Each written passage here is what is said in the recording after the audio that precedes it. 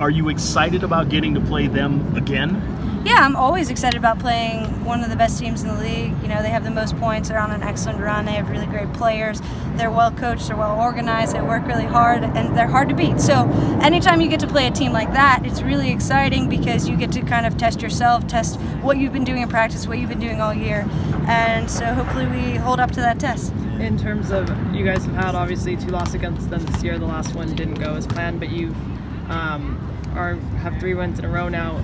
Given that you may have been playing good soccer, getting results recently, is this a good way to kind of gauge yourself at this point in the season against the best team that's been the best in the league? Yeah, absolutely.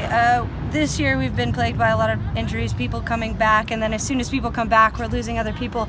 We haven't had a consistent back line in probably more than 1 or 2 stretches of games. So now that we can have a consistent back line, we can have a consistent lineup, all of our players are healthy and they're getting good minutes. I think that this will be a really great test. It'll be really good to see you know, how fast we can play against the team that's going to give us the most pressure. If we can play 1-2 touch, getting numbers around the ball, and just see how we can do. So going off of that, you're right. It's been you've only had the same back line for 2 games in a row since the very beginning of the season. It's pretty much changed every time. Yeah. How much does that affect you as a defender? How much does that affect the whole team having to shift that much? Last year we were super lucky in the fact that we had the same back line consistently the entire year, and I think if you look at that team, you can see how big of a benefit it is to the Thorns.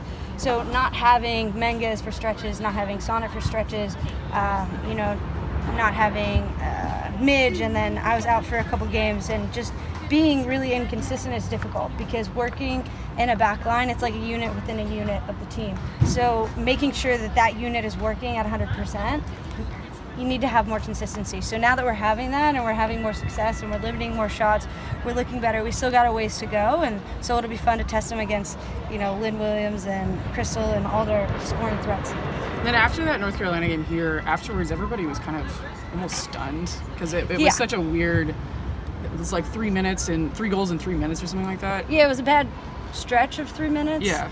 What have you, since then, what have you learned from that? I actually don't think that game was terrible. That that stretch was really awful, and I think the scoreline made it seem like it was a bigger loss than it actually was.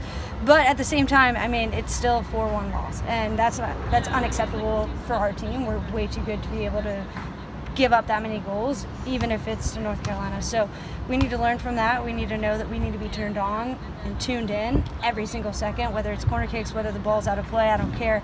We need to make sure that we're getting our shape, getting back, getting numbers behind the ball, and getting pressure on them so they can't have easy goals.